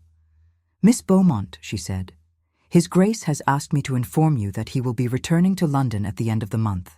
His physicians have declared him fully recovered, and he has business matters that require his attention." "I see," I said, and was proud that my voice did not shake. "And my position?" She hesitated, and I saw sympathy in her face. "His Grace has instructed me to provide you with 3 months' additional salary beyond your contracted period, and to secure you excellent references should you wish to continue nursing in England. He has also," she paused, searching for words, "he has made arrangements for a substantial sum to be deposited in your name as gratitude for your exceptional service." I felt something cold settle in my chest. "How much?" £5,000, she said quietly. The sum was staggering. Enough to support my mother for years, enough to open the clinic I had dreamed of, enough to change my entire life. It was also exactly what I had told William I would not accept. Payment for services rendered, generous enough to assuage any guilt, but fundamentally a dismissal. A way of ensuring I was cared for while putting an end to whatever had existed between us. "Please tell His Grace," I said, my voice steady despite the fury and hurt churning inside me, that I appreciate his generosity, but I cannot accept such a sum. The salary and references will be more than adequate. I require nothing more. Mrs. Dawson looked troubled. Miss Beaumont, I do not think you understand. £5,000 is a fortune. It could secure your future, allow you to pursue your dreams. Why would you refuse it? Because it is not freely given, I said. It is a payment to make him feel better about sending me away, to convince himself that he has done right by me. I will not be bought off, Mrs. Dawson, no matter how generous the price. She studied me for a long moment, and I saw understanding dawn in her eyes. Oh, she said softly. Oh, I see. Miss Beaumont, what has happened between you and His Grace? Nothing has happened, I said firmly, and nothing will. That is precisely the problem. I left before she could question me further and spent the rest of the day avoiding William's wing of the house entirely. I could not face him, could not maintain my composure if I had to look into his eyes and pretend that this ending was acceptable, that money could compensate for what we were losing. By evening, I had resolved to leave even sooner than planned. There was no point in prolonging the inevitable, in suffering through another 3 weeks of careful politeness, while my heart broke a little more each day. I was packing my trunk when the knock came at my door. I knew, even before I opened it, that it would be William. He stood in the corridor, dressed for dinner, his expression stormy. "May I come in?" he asked, though his tone suggested it was not really a question. "It is not appropriate," I said. "This is the servants' wing, and you should not be here." "Damn appropriateness," he said, and pushed past me into the room, closing the door behind him. "I have had quite enough of appropriateness, Marguerite. Mrs. Dawson tells me you refused my gift." "Why?" "Because it was not a gift," I said, turning to face him. "It was a payment, a way of easing your conscience while sending me away. Did you think I would not see it for what it was? That I would take your money and go quietly, grateful for your generosity?" "That is not what I intended," he said, his voice rising. "I wanted to help you, to give you the means to pursue your dreams, to ensure you would never want for anything. How is that wrong? How is caring for your future insulting? Because it reduces what has been between us to a transaction," I said, my own voice shaking now. "Because it allows you to feel you have done your duty while avoiding the real question, the real choice you do not want to make. You can return to London, to your life, to your responsibilities, secure in the knowledge that the poor French nurse has been well compensated for her trouble. That is what is wrong with it, William. That is why I will not accept it." He stared at me, his chest heaving, and I saw the moment understanding hit him. "You think I am sending you away because it is easier than facing what I feel," he said. "You think I am choosing my old life over you. Are you not?" I asked quietly. "In 3 weeks, you will return to London, to society, to all the expectations that come with being a duke, and I will return to Paris, to my work, to the life I had before I came here. That is what is going to happen, William. We both know it. The money simply makes it easier for you to believe you have done the honorable thing." The silence that followed was terrible. William turned away from me, his hands clenched at his sides, and I saw him struggling with something, some decision he had not yet fully made. When he finally spoke, his voice was low and strained. "You are right," he said. "I have been a coward. I have been hiding behind propriety, behind concern for your reputation, behind all the careful reasons why what we feel cannot be acted upon, because it is easier than admitting the truth." "What truth?" I asked, though I was not certain I wanted to know the answer. He turned back to me, and I saw something in his face I had not seen before. Not just love, though that was there too, but determination, resolution, the look of a man who has finally decided to stop running from what he fears most. "That I love you," he said simply. "That I have loved you for weeks now, perhaps from the moment you refused to be intimidated by my cruelty, Perhaps from the first time you held me while I learned to walk again. Perhaps from one of the dozen small moments when you showed me what true courage and devotion look like. I love you, Marguerite. Not as my nurse, not out of gratitude, but as the woman I want to spend my life with. The woman I cannot imagine living without. I felt tears streaming down my face, tears I could not stop. "William," I said, but he held up his hand. "Let me finish," he said. "I know all the reasons this is impossible. I know what society will say, what my family will think, what obstacles we will face. I have spent weeks telling myself all of it, convincing myself that the honorable thing was to let you go, to spare you the scandal and difficulty that would come from being associated with me. But Charlotte's visit showed me something.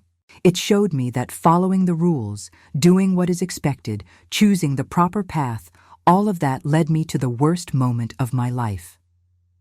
And you who are supposedly improper, unsuitable, impossible by every measure society would apply, you saved me. Not just my body, but my soul. You gave me back hope, trust, the ability to love again. And I will be damned if I let you walk away, because I am too much of a coward to fight for you." "You do not understand what you are saying," I said desperately. "If you acknowledge feelings for me, if you try to make this public in any way, you will be ostracized. Your family will disown you. Society will tear you apart. And I will be blamed for it all, called an opportunist, a fortune hunter. Worse.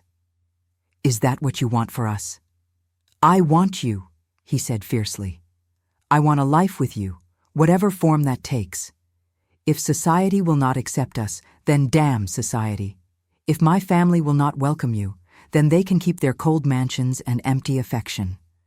I have spent my entire life doing what others expected of me, being who they thought I should be. And I have been miserable for it. You are the first real thing that has happened to me in years, Marguerite, the first true thing. And I will not give that up, not for anyone or anything." I stood there, overwhelmed by his words, by the enormity of what he was offering and what it would cost him.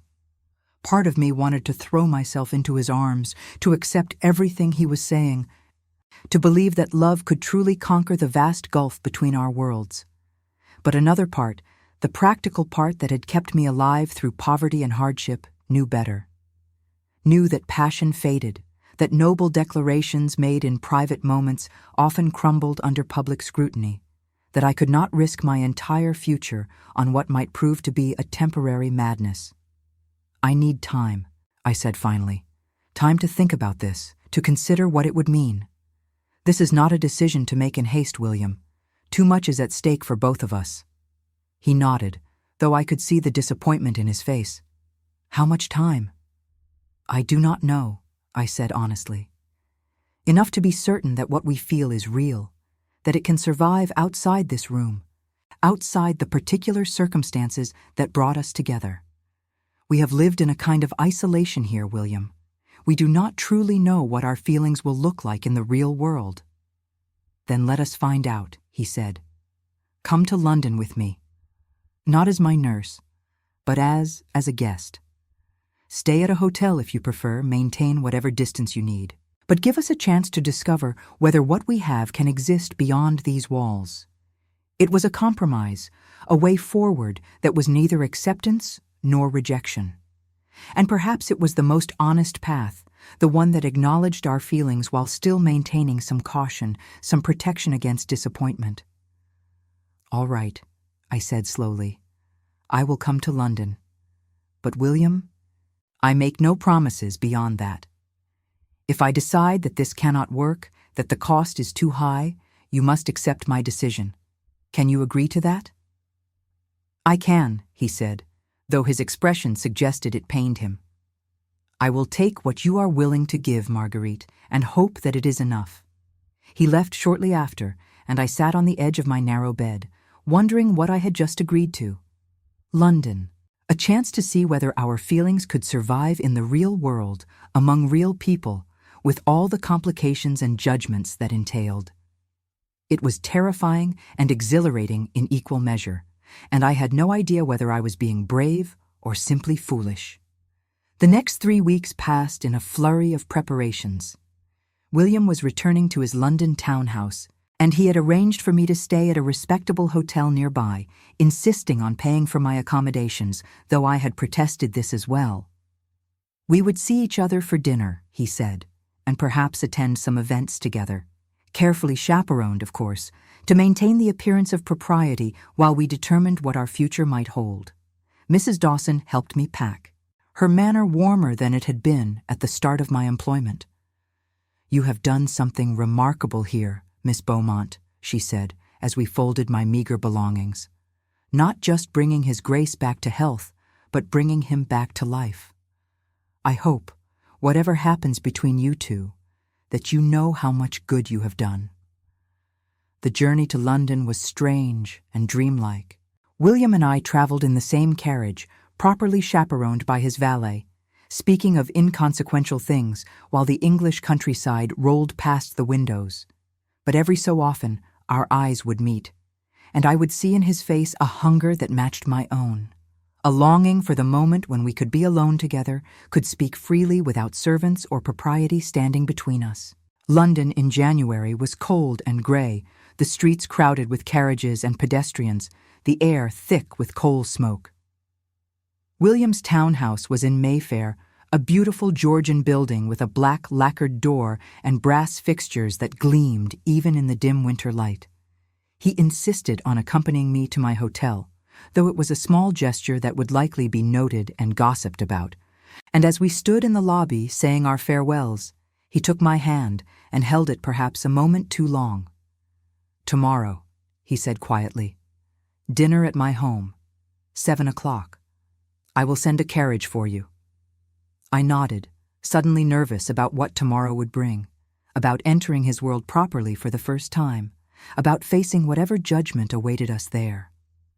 That evening, alone in my hotel room, I stood at the window and looked out at the city, this vast place that was so different from Paris, so much colder and darker and more judgmental.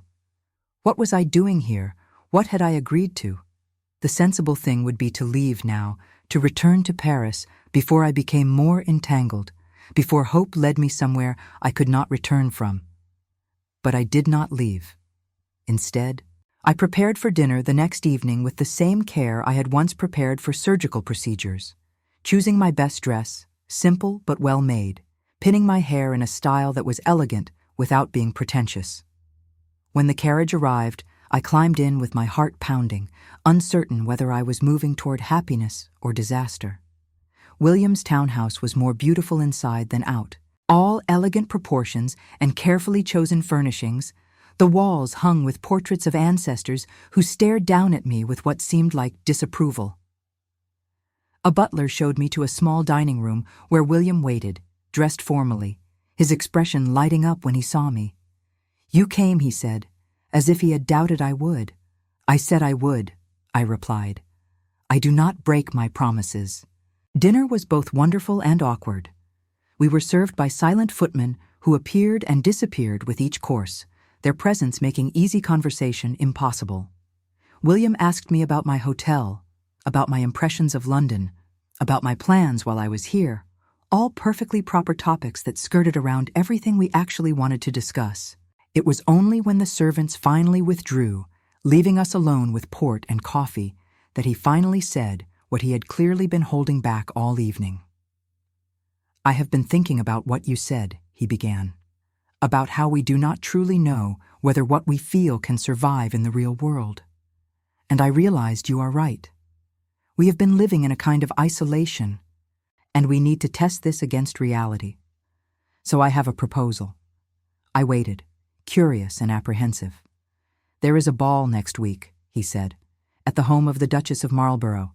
It is one of the most important social events of the season. I would like you to attend with me, as my guest." I stared at him, shocked. "William, that is impossible. I cannot attend such an event. I have no proper gown, no social standing, no place in that world. I would be a disaster." "You would be remarkable," he said firmly. "And as for gowns, I have taken the liberty of arranging for a modiste to call on you tomorrow. Everything will be provided. As for social standing, you are there as my invited guest. That is standing enough. And when people ask who I am, I demanded. When they whisper and gossip and wonder what the Duke of Ashford is doing escorting a French nobody to the Marlborough ball, what then? Then we will know, he said quietly, whether I have the courage to stand beside you in public as I have claimed I do, whether I am willing to face their judgment for the sake of being with you. That is the test, Marguerite. Not whether you can fit into my world, but whether I am brave enough to bring you into it and defend your place there. I looked at him across the candlelit table and saw something in his face that made my breath catch. This was not a man making empty promises or grand gestures he would later regret. This was a man who had thought carefully about what he was offering, about what it would cost, and had decided the cost was worth paying. "All right," I said softly. "I will attend your ball, William, and we will see what happens." The next week was a whirlwind of preparations. The modiste William had sent arrived with an array of fabrics and fashion plates, and together we created a gown that was both elegant and appropriate, neither too ostentatious nor too plain. Deep blue silk that brought out my eyes, with a modest neckline and careful tailoring that showed I understood the rules, even if I was not born to them. When I tried it on for the final fitting, I barely recognized myself in the mirror. I looked like someone who belonged in ballrooms, someone who might stand beside a duke without embarrassing him. The night of the ball arrived too quickly. I dressed with shaking hands, my stomach tight with nerves, wondering what I had gotten myself into. When William's carriage arrived to collect me, I almost refused to go, almost sent word that I was ill. But I had promised, and more than that, I needed to know. Needed to see whether what we felt was strong enough to survive under the cold scrutiny of society, or whether it would wither and die the moment it was exposed to that harsh light. William was waiting in the carriage, and when I climbed in and he saw me, he simply stared. "You are breathtaking," he said finally. "Truly, Marguerite, you will be the most beautiful woman there." I felt heat rise to my cheeks. "I am terrified," I admitted. "So am I," he said, taking my hand. "But we will face it together." The Marlborough ball was everything I had imagined, and worse. The house was ablaze with lights, the rooms filled with elegantly dressed people whose wealth and breeding was evident in every gesture, every perfectly modulated word. I could feel eyes on us the moment we entered, could hear the whispers starting, could see the curiosity and speculation on every face. Who was this woman on the Duke of Ashford's arm? Where had she come from? What could possibly be her connection to him? William kept me close, introducing me simply as Miss Beaumont, a friend from France, offering no further explanation. Some people were polite, others barely concealed their disdain. I heard one woman murmur to her companion that I must be his mistress. There was no other explanation for such a scandalous introduction. I felt my face burn with humiliation, but William's hand tightened on mine, steadying me. "Ignore them," he said quietly. "Their opinions mean nothing, but they did mean something. They meant everything in this world where reputation was currency and scandal was ruin." I could see now what it would cost him to acknowledge me publicly, to make me part of his life in any official way. He would lose friends, lose standing, lose the easy acceptance that came with his title. And for what? For a French nurse who had no idea how to navigate his world, who would always be seen as beneath him, who would bring him nothing but difficulty and judgment. "I cannot do this," I said, pulling my hand from his. "I thought I could, but I cannot. William, I am destroying you just by being here. Look at them. Look at how they stare at us, at the contempt on their faces. This is what our life would be like. Constant scrutiny, constant judgment. I will not put you through that." "Marguerite," he started, but I shook my head. "No," I said firmly. "This was a mistake. I should never have come here, should never have let myself believe that love could bridge such a gap. I am leaving. Please do not follow me. I turned and walked away, pushing through the crowd toward the entrance, ignoring William's voice calling after me. I needed air, needed to escape the suffocating weight of all those eyes, all that judgment. I made it to the front steps before he caught up with me, catching my arm and turning me to face him. "Do not do this," he said desperately. "Do not run because they are small-minded and cruel. I knew they would react this way. I expected it. And I do not care, Marguerite. I do not care what they think or say or do. I care about you, only you." I pulled free from his grip, tears streaming down my face now. "You say that now," I said, "but in time, you will resent me for what I have cost you, for the friends you lost, the standing you sacrificed, the easy life you gave up. You will look at me and remember what you used to have, and you will hate me for it." "Never," he said fiercely. "I could never hate you. Marguerite, listen to me. That life, those friends, that easy acceptance, none of it was real. None of it mattered. I was dying in that world, suffocating under the weight of expectations and propriety and all the meaningless rules that govern people who have nothing better to do than judge others. You saved me from that. You showed me what matters, what is real. How could I ever resent you for that? Because you are young and romantic and you do not understand yet what you are giving up," I said. "But you will understand, William. In 5 years, 10 years, when you are still paying the price for this choice, you will understand. And by then it will be too late, and we will both be miserable. Then let us be miserable together," he said, taking my hands in his. "Marguerite, I am not a boy. I am not naive about what this will cost. But I am also not willing to spend the rest of my life wondering what might have been, regretting that I was too cowardly to fight for what I wanted. You asked for time, for a chance to see whether our feelings were real. Well, they are real. I have never been more certain of anything in my life. The question now is whether you feel the same way, whether you trust me enough, love me enough, to take this leap with me." I looked into his eyes and saw my own fear reflected back at me, but also something else. Hope, determination, love so deep and true that it made my heart ache. And I realized that he was right. I was afraid. But my fear was not about whether we loved each other. It was about whether I was brave enough to accept that love, to let myself be happy, to believe that I deserved this extraordinary man and everything he was offering. "I do love you," I said quietly. "I have tried not to, have fought against it with everything I have. But I do. I love you, William." "Then marry me," he said simply. "Not someday, not when society accepts us, but now, tomorrow, this week. Marry me, Marguerite, and let the rest of the world say what they will. We will build our own life, on our own terms, and to hell with anyone who does not approve." I stared at him, shocked and overwhelmed and terrified and more hopeful than I had ever been in my life. "You are certain?" I asked. "Truly certain?" "I have never been more certain of anything," he said. And so, standing on the steps of the Marlborough townhouse, while society's elite gossiped and judged inside, I said yes. Yes to love, yes to risk, yes to a future I had not dared to imagine. William pulled me into his arms and kissed me, right there in public, scandalous and perfect and entirely improper. And I kissed him back with all the love and hope and desperate joy I had been holding inside for so long.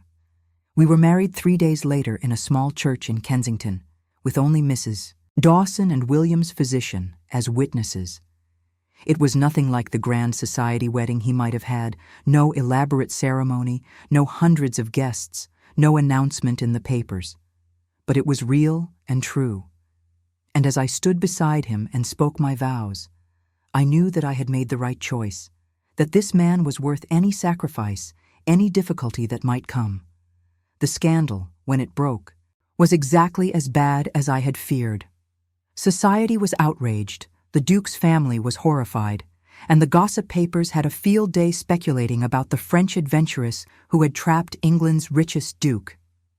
But William faced it all with steady determination, never wavering, never apologizing, making it clear to anyone who asked that I was his wife and would be treated with respect, or they would no longer be welcome in his life. Slowly, painfully, some people came around. Others never did. But we built a life anyway, together, on our own terms. We divided our time between London and Ashford Manor, and in both places I found ways to be useful. I opened a small clinic on the estate, providing medical care to the tenants and servants who had never had access to proper treatment. In London, I volunteered at hospitals, teaching young nurses the techniques I had learned in Paris. It was not the life I had imagined for myself, but it was better, richer, more meaningful than anything I could have dreamed. William never once gave me reason to regret my choice. He stood beside me through every difficulty, every social slight, every whispered scandal. And gradually, as the years passed, the gossip died down. We became simply another odd but accepted part of society.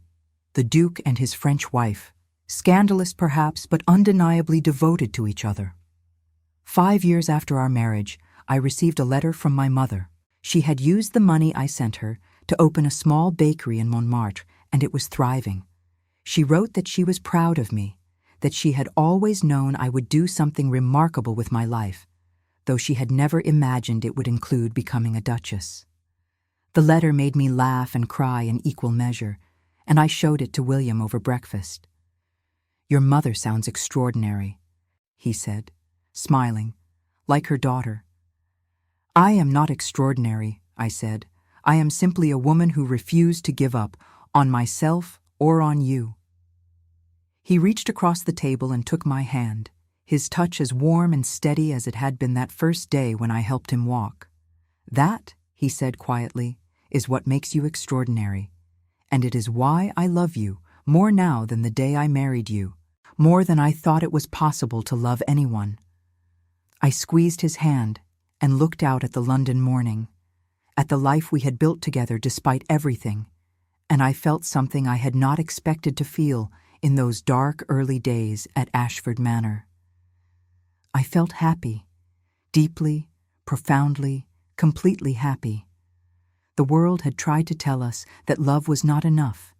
That passion could not bridge the gulf between our stations, that we were fools to believe otherwise. But they had been wrong. Love was enough when it was real and true and backed by courage and commitment. It was enough to build a life on, enough to weather any storm, enough to prove that sometimes the most impossible thing is also the most necessary thing, the thing that saves us and makes us whole. I had come to England expecting nothing more than a difficult position and a decent salary. Instead, I had found love, partnership, purpose, and a future brighter than any I had dared imagine. It had not been easy. It had required sacrifices from both of us, required us to face judgment and scandal and disapproval. But it had been worth it. Every difficult moment, every whispered insult, every social slight, all of it was worth it for the life we had built together. And so, when people asked me years later if I regretted my choice, if I wished I had chosen the safe path, the proper path, I always gave them the same answer. No, I chose love, and I would choose it again, every time, in every life. Because some things are worth fighting for, worth risking everything for. And William, my impossible Duke, my partner, my love, he was worth everything I had given, everything I had risked, everything I had become. We built a life together that was neither his world nor mine, but something new, something that belonged only to us.